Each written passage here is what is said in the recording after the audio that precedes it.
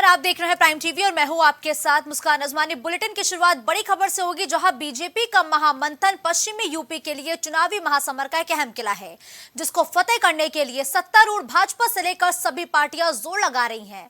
अहमियत ऐसे समझे कि मोदी योगी भी चुनाव प्रचार की शुरुआत पश्चिमी यूपी से ही करते हैं। 2024 के आम चुनाव में भाजपा सिर्फ उन्हीं चेहरों पर दाव लगाना चाहती है जो जीत दिलाएं। इसलिए भारतीय जनता पार्टी ने पिछले 2 दिनों से लगातार मैराथन बैठक करती हुई नजर आ रही है। केंद्रीय चुनाव समिति पश्चिमी यूपी के 5 सीटों के टिकटों को लेकर मंथन करती रही। ये सीट है गाजियाबाद, मेरठ, सहारनपुर, मुरादाबाद और बरेली। इन सीटों पर कौन चुनाव लड़ेगा, ये अगले 24 घंटे में साफ हो सकता है। लेकिन इसी बीच कयास ये है कि भाजपा में मेरठ सीट पर कुमार विश्वास और अरुण गोविल के नाम चल रहे हैं। तो वेस्ट यूपी को भेदने के लिए भारतीय जनता पार्टी अपने विशेष एजेंडे पर काम कर रही है। मंथन का दौर अभी तक जारी है। पहले चरण के नामांकन की अगर हम बात करें तो नामांकन की प्रक्रिया शुरू हो गई है, लेकिन भारतीय जनता पार्टी ने कुछ सीटें ऐसी हैं जहां से अभी प्रत्याशियों का चयन नहीं किया है। अटकलें है कि आने वाले 24 घंटे में यह स्पष्ट हो जाएगा कौन कहां से चुनाव लड़ने वाला है। वहीं मेरठ में अटकलें हैं कि इस बार मेरठ सीट से कुमार विश्वास को भारतीय जनता पार्टी चुनावी मैदान में उतार सकती है। तो वहीं अरुण गोविल का भी नाम लगातार सामने आ रहा है। तो कयासों का बाजार गर्म है। किसका टिकट कटता है, किसको फिर से टिकट मिलता है, या किसी नए प्रत्याशी पर बीजेपी भरोसा जताती है, ये फिलहाल आलाकमान लगातार तय करने में जुटा है। और अटकलें हैं कि अगले 24 घंटे में ये तय हो जाएगा कि मेरठ की सीट से कौन चुनावी मैदान में उतरेगा।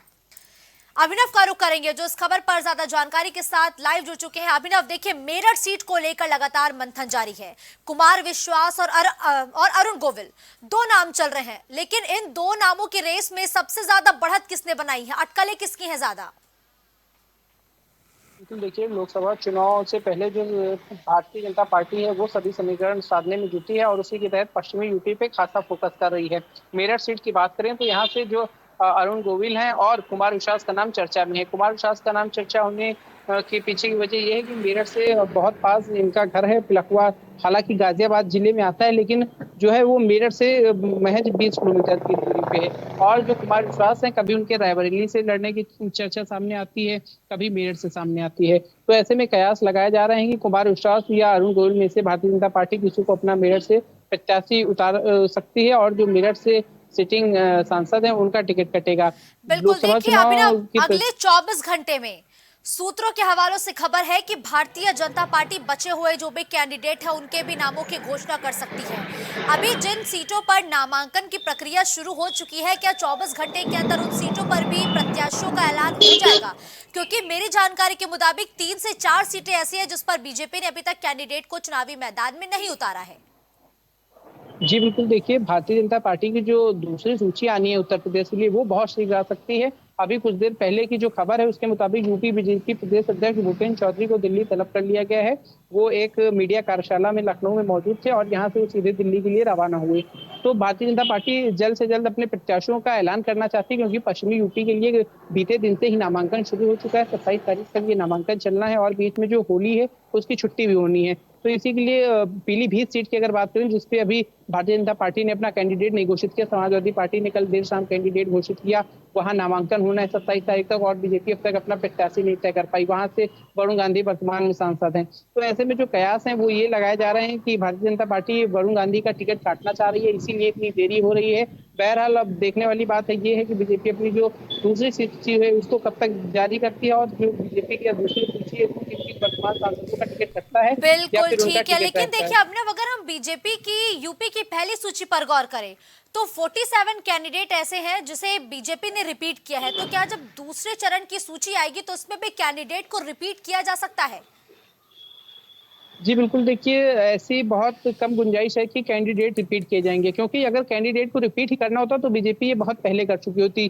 कैसरगंज से सांसद बृजभूषण शरण सिंह की बात करें तो 3 बार लगातार कैसरगंज से सांसद हैं। उसके पहले भी 5 से 6 बार सांसद रहे बृजभूषण शरण सिंह। इनका टिकट होल्ड करने का मतलब यही है कि बीजेपी जो है वो इनका टिकट काटने की तैयारी में है। अब किसी दबाव में आके वो टिकट रिपीट कर दे तो वो अलग बात हो जाती है। लेकिन जो प्रथम दृष्टया हम कह सकते हैं कि भारतीय जनता पार्टी इनका टिकट काटने के लिए ही इनको रोक दिया, क्योंकि कोई अपने सिटिंग सांसद का टिकट क्यों होल्ड करेगा। कई जगहों पे देखिए अजय मिश्रा टेनी को वापस टिकट दे दिया जी। और राजनाथ सिंह को टिकट दिया, कौशल किशोर को टिकट दिया, वहीं रीता बहुगुणा जोशी का होल्ड कर लिया, गाजियाबाद से वीके सिंह का होल्ड कर लिया। तो ऐसे जो तमाम सीटें हैं जहां पे अपने वर्तमान सांसदों के बीजेपी ने टिकट होल्ड कर लिए हैं, वहां यही अनुमान लगाया जा रहा है कि बीजेपी उन सभी सांसदों के टिकट काट देगी। कहीं ना कहीं देखिए, अभिनव, एंटी पश्चिमी उनके यूपी की खिलाफ। बात करते हैं क्योंकि पहले चरण में पश्चिमी यूपी के चुनाव होने हैं और पहले चरण को अक्सर कहा जाता है जब पश्चिमी यूपी की बात आती है कि वो जाट लैंड है, किसान बाहुल्य है।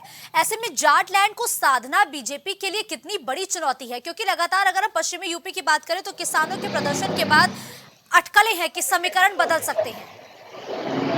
जी बिल्कुल, देखिए पश्चिमी यूपी सदैव बीजेपी के लिए एक संकट की बात रहती है। बीजेपी को यहाँ पे सदैव कम सीटें मिलती है। आपने देखा कि जो लोकसभा चुनाव का प्रथम चरण है, 8 सीट की जो पश्चिम की, उनमें से 5 सीटों पे जो है वो विपक्ष काबिज हो पाया था।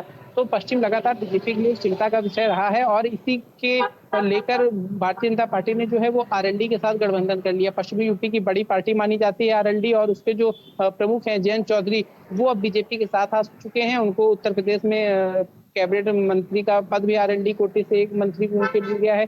तो बीजेपी पश्चिम को लेकर कोई चूक नहीं करना चाह रही है। पिछले चुनावों में भी बीजेपी को सदैव पश्चिम से दिक्कत होती रही, क्योंकि जो वहाँ किसान है वो नाराज रहता है। वहाँ पे किसान आंदोलन एक बड़ा मुद्दा था। उसके बाद अभी दिल्ली सिंधु बॉर्डर पे लगातार किसान जो है वो प्रदर्शन कर रहे थे।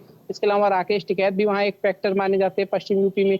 तो पश्चिम यूपी को बीजेपी किसी भी स्थिति में कमजोर नहीं करना चाहेगी, चाहे वहाँ से जितने बेस्ट से बेस्ट कैंडिडेट उतारने पड़े। उसी को लेके जो है कुमार विश्वास और अरुण गोयल का नाम सामने आ रहा है कि मेरठ से वो है बिल्कुल ठीक है, बीजेपी के धन्यवाद अभिनव प्रत्याशी हो इस खबर सकते हैं। पर हमारे साथ जुड़ने के लिए।